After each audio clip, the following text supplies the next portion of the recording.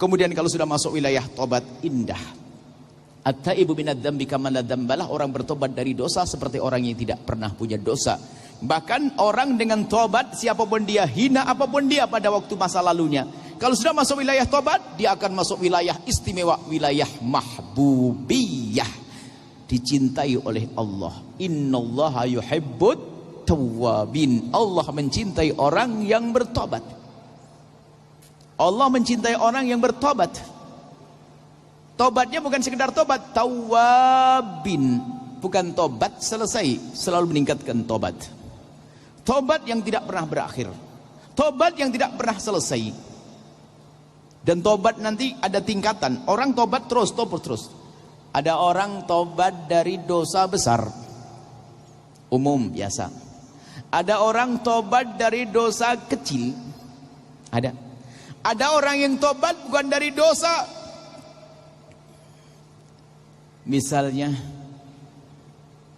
orang biasa bangun malam itu, kemudian malam itu kok nggak tahajudan, paginya itu nyeselnya, astagfirullah, ya Allah, semalam nggak bisa bangun saya. Atau mungkin ya ada orang fakir atau minta sumbangan keliling, pas kita nggak punya duit, ya Allah, kok nggak punya duit, kelihatannya butuh, nyesel, padahal nggak wajib nggak punya duit kita. Tapi hatinya sudah hidup. Kenapa dia istighfar? Wong tidak dosa. Pangkat tinggi.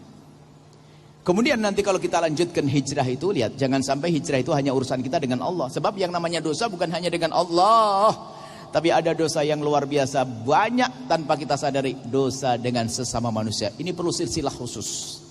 Kita ada 7 silsilah paling tidak. Bagaimana membenahi urusan kita dengan ibunda kita. Mungkin bisa dilihat hidup indah dengan berbakti pada orang tua. Kita ada silsilah itu dengan orang tua. Kita perlu pelajari bagaimana dengan orang tua, bagaimana tobat dengan orang tua. Dengan Allah ya jelas selesai, dengan orang tua. Kadang orang baik dengan Allah dan Rasulnya, dengan bapak ibunya belum benar. Setelah itu dengan orang tua siapa? Suami istri. Ada seorang wanita mungkin ahli tahajud, ahli apa, tapi sama suaminya kasar.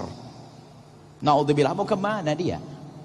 Ada seorang suami yang Masya Allah kalau tanya ibadah, sholat di masjid rajin, soal ngaji rajin, setiap hari mungkin Quran 2 juz 3 juz, tapi senyumnya tidak pernah ada kepada istrinya. Kalau ngomong kasar kepada istrinya, mau kemana ya Ustadz? Istrimu bukan meja, bukan kursi, dia manusia yang perlu diberi senyum, perlu disapa dengan kelembutan. Baru ada keseimbangan nanti. Bukan hanya baik kepada Allah, belum selamat, belum benar, belum ada surga bagi orang yang baik kepada Allah tapi tidak baik dengan sesama manusia. Oh, penting dengan manusia. Dan kalau sudah orang baik dengan sesama manusia, dia akan menemukan keindahan yang sesungguhnya. Luar biasa indah dengan istri, indah dengan suami, hidup saling menghargai, saling mencintai, saling mengerti, saling membantu, indah. Maka tobat dengan keluarga, suami istri direnungi.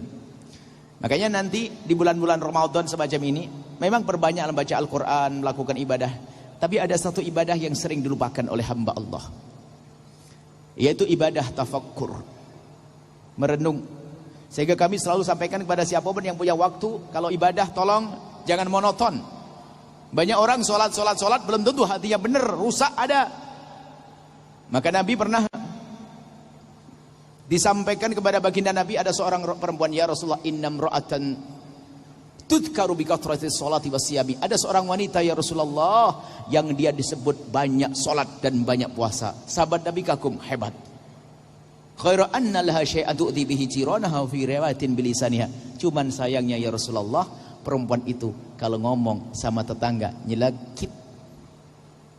Seketika Nabi menjawab, la khaira fiha, enggak ada baiknya bagi perempuan tersebut. Innaha min ahlin nari, di ahli neraka. Nyelakit sama tetangga, ternyata disebut ahli neraka. Sama tetangga luar pagar rumah, gimana nyelekit sama suami? Cuman dapat segini bang, takian apa lagi? Suaminya sudah capek, belum apa-apa disemprot begitu. Ada seorang suami kadang-kadang ngomong sama istrinya, naudzubillah. Beberapa waktu yang lalu kita mendengar satu orang menyebut fisik jelek istrinya. Jahatnya manusia. Kenapa sih hidungmu kayak begitu? Wah, kurang ajar. Memang buat hidung siapa? Dia enggak buat hidung sendiri. Kok kulitmu begitu? Wah, minta dibeginiin tuh laki-laki begitu. Nggak boleh, haram.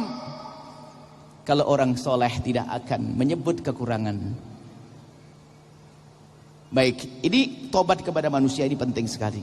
Kadang kita tobat kepada Allah saja, kepada manusia belum. Dan setelah kita tobat kepada Allah, tobat kepada manusia, sempurnalah hijrah kita. Sehingga orang bertakwa adalah baik kepada Allah dan baik kepada sesama manusia.